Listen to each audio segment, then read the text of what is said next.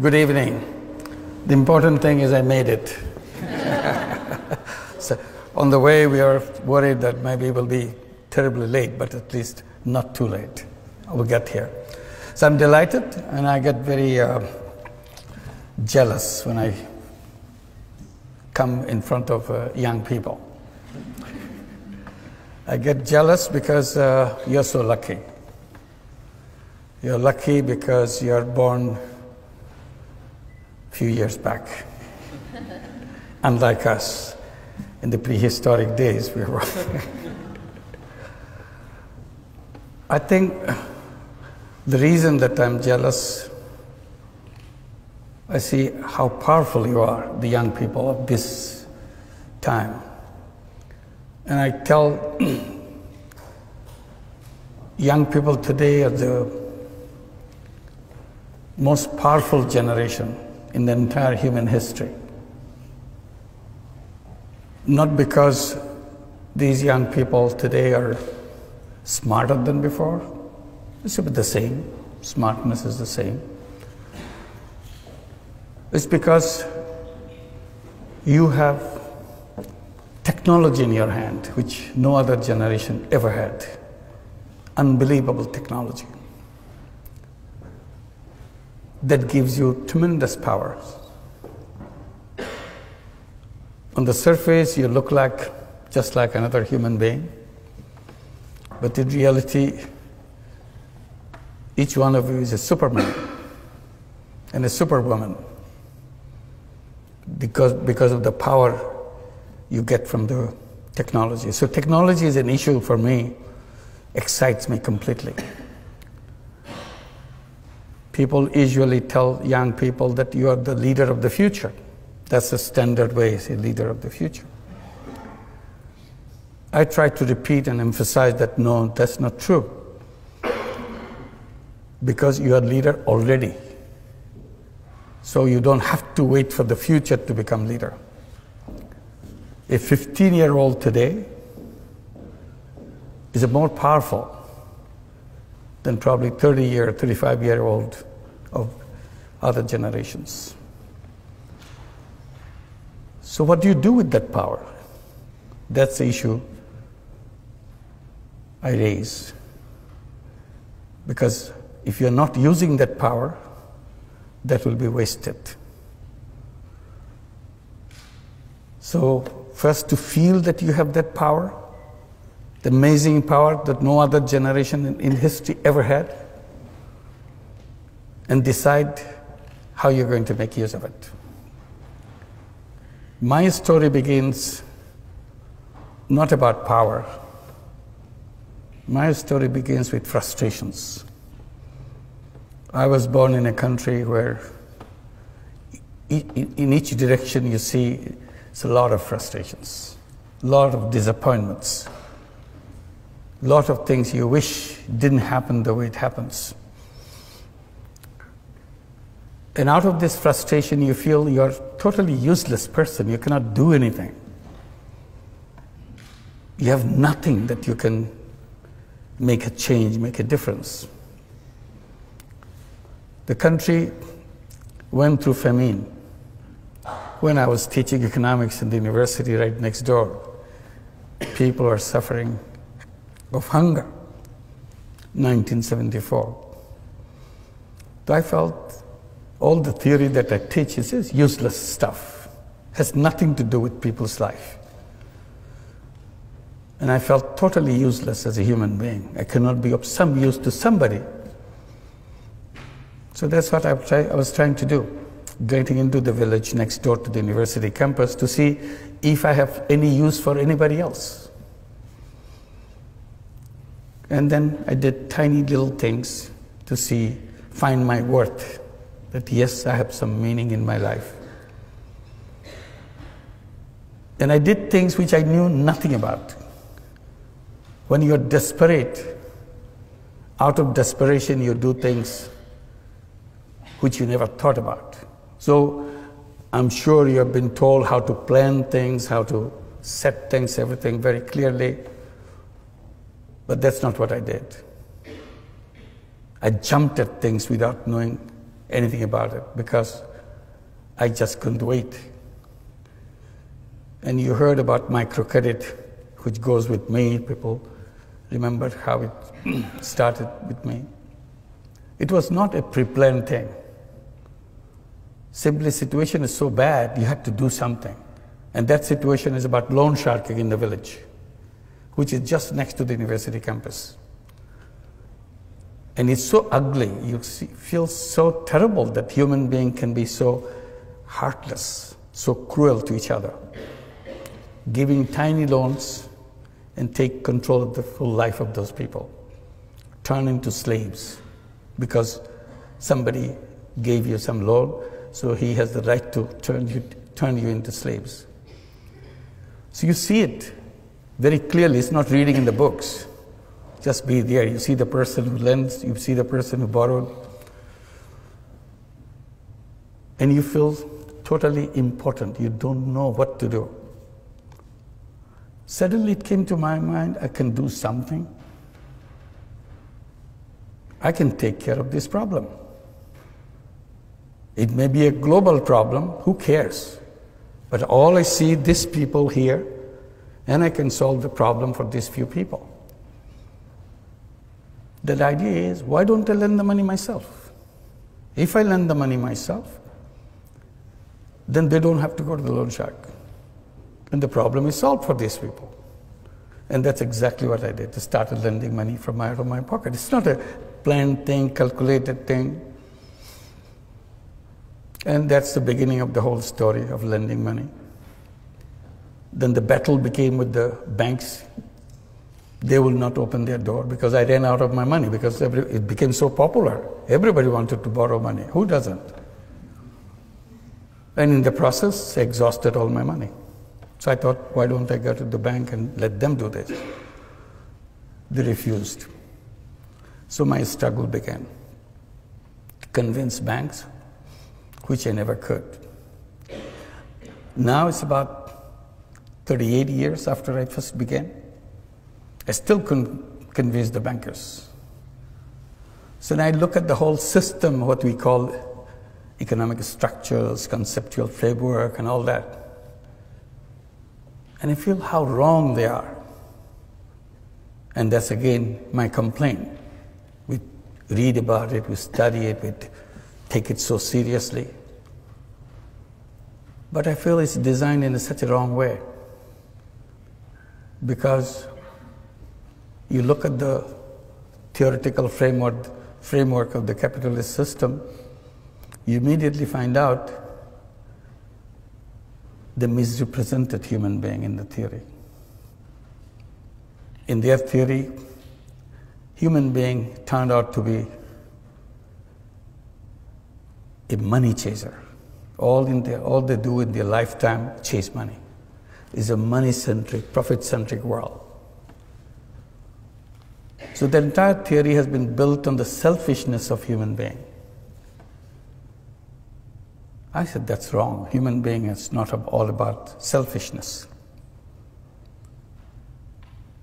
Human being is not one-dimensional being.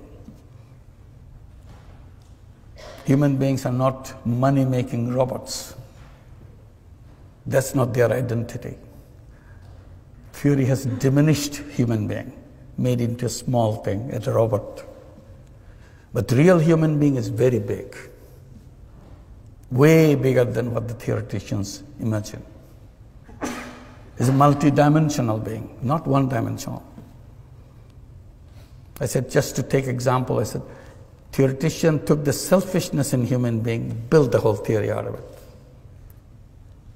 They forgot the same human being is also a selfless human being. That selflessness was never allowed into the structure that they built. So it's left out. So if you want to be selfless, why don't you go and become a philanthropist? I said, no. Philanthropy is a different thing. I'm talking about the business world. Why can't I use the selflessness in the business world? And that's what I did without knowing about it. When I started working with the poor people, particularly poor women, I see so many problems around them. and I jump at doing something about it. Again, knowing nothing about it. So I start, every time I see a problem, I create a business to solve that problem. It became a habit with me, and I created so many businesses. But a very different kind of business. People become curious. Why do you do that? It's not a business. I said, yes, it's a business. What do you mean by business? It has to be sustainable. That's what the quality of business is. So whatever I do is sustainable. There's a two-way flow. There are expenses, there are inflow, income, and so on. And I call them social business. That's the story that took turn. One is the microcredit part, another is the social business part. And I created a lot of those social businesses. Then something happened when we are trying to get all the young people from Grameen families. We have 8.5 million families in Grameen, all poor families. We gave them all the encouragement to go to school because their parents are absolutely literate, all of them. We said illiteracy stops with their parents' generation. Second generation coming out in the Grameen families must be literate. We did everything possible to make sure it happens, and it happened. We sent them to school. We gave them scholarships. We gave them all kinds of encouragement, and then started giving education loans so that they can go to the higher education. As they start coming back from schools with higher education, they get very frustrated. Where's my job? There's no job in Bangladesh. Very difficult for a poor young man or a young woman to find a job. In the beginning, I have no answer to that question, where is my job? Then I turned the question into another question. The moment say, we don't have jobs, what do we do? And I said, who said you have to have a job? Did your school tell you that you have to have a job? Did your teacher tell you? Did your textbook tell you that you have to have a job? How did this idea of job got into your head? They get very puzzled. Aren't you supposed to have a job? I said, you are young people of this generation. You're lucky young people. Job is an old-fashioned idea. People who didn't know anything, they thought about the jobs. The real human beings don't run after jobs because it's an artificial thing. Job is an artificial thing. Real human being is a go-getter. Real human being is an entrepreneur. It's in the DNA, it's in the blood. But somehow theory pushed them into wrong direction. Seek jobs. I said, you change your mind. Tell yourself again and again, every time you get a chance, I'm not a job seeker, I'm a job creator. And be a job creator. Think like a job creator. Behave like a job creator. As a job seeker, you become small. You are at the mercy of somebody else. As a job giver, you are at the top. Why should you have a job? To start your life as a creative human being, full of energy, full of capacity, start at the very bottom. Nobody gives you a job at the top. It gives you at the bottom, no matter what it is. So all this energy, all this creative power is squeezed into a tiny little thing to find a little job. Do the routine things. That's not the destiny of a young man, young woman. Young man and young woman should start at the top and use all the creative capacity and change the world. They get very puzzled. I don't have a job, he's making joke with me. So I said, it's not a problem. Look at your mother. 20 years back, 25 years back, even 30 years back, she took a loan from Grameen Bank, $30, $25. She was shaking like this. Couldn't believe that anybody could trust her with such an enormous amount of money. That's her life. She dared to take this money in her hand and start a business, raising chicken, raising vegetables, sewing clothes, whatever. That's what the 8.5 million women do in Grameen Bank and all the microcredit elsewhere. I said, what good is your education if you're not braver than your illiterate mother? She did it. Along the way you were born, she sent you to school, and you have all this education, and she's been doing it all the time in front of your eyes. You never noticed it. And you're going around to find a job somebody give you to do some minor thing. Is it befitting to you? So that is working. So what we did, we created a social business fund in Bangladesh. Tell every young person within Grameen families, come up with a business idea, anything. Even if you don't have an idea, look at your mother, what she's doing. Take that idea, build it into 10 times, 50 times bigger. Because you have education, you have connections which your mother never had. She never left her village in her life. You have seen the world. And once you have the business idea, bring it to us. We become investor and partner with you, every one of you. So now the young people are coming, business proposals after business proposals. We call them new entrepreneurs. They build their own community, help each other. So again, why unemployment? Because it's our thought, not because of our ability. We are able people. An unemployed young person, think about an unemployed young person. Is something wrong with him? Is something wrong with her? No. He's a very creative person, dedicated, energetic person. Who makes him or her unutilized? The system that we build, our thinking process has made them. An unnoticed chain has bound him around and say, you are trashed, you are no good. Why am I not good? You have never tried me. I have no room for you. Who are you to provide room for me? I create my room. I create my own space in this planet. But we don't do that. We tell somehow we have to have a job. So the natural choice for every young person, every human being, would be to an entrepreneur. If somehow I'm not getting an opportunity for becoming an entrepreneur, for a while I can work for somebody, for a while. Because ultimately that's what I should be my own, and create the world for my own way. So my story is about this, about microcredit, which is not about just lending money. It's unleashing the capacity that every human being has. And the system denied them that right. Like banking system is close to more than half the population of the entire world. It works only for the rich. If you notice, most of the institutions that we build are designed to work for the rich. And then we blame the poor for being poor. I said poor are poor not because of anything wrong with them. You simply denied them the doors to open. I give the example of bonsai, little tree.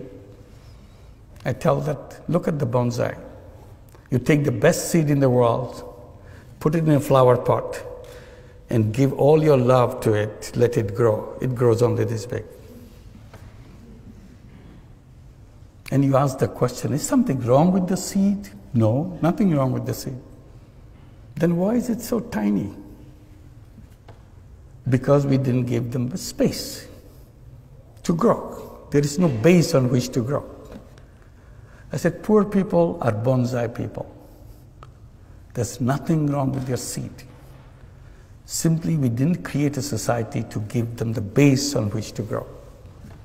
And then we blame them for being so tiny, so poor. So natural human being has no reason to be poor person. Natural human being has no reason to be an unemployed person. We made it happen for them. That's my complaint. I bring it to you. As a new, powerful young people, you'll create a world where the word poor will not be necessary. And I keep saying that poverty should be in the museum, not in human society. In the museum to show our stupidity, how we punished human beings for no fault of their own. And you'll create a society where there will be no unemployment. The word unemployment will not be understood. People will not understand, what does it mean, unemployed? Why should anybody be unemployed? The first thing to do is to make the word unemployment unemployed. And that's the beginning. Thank you very much.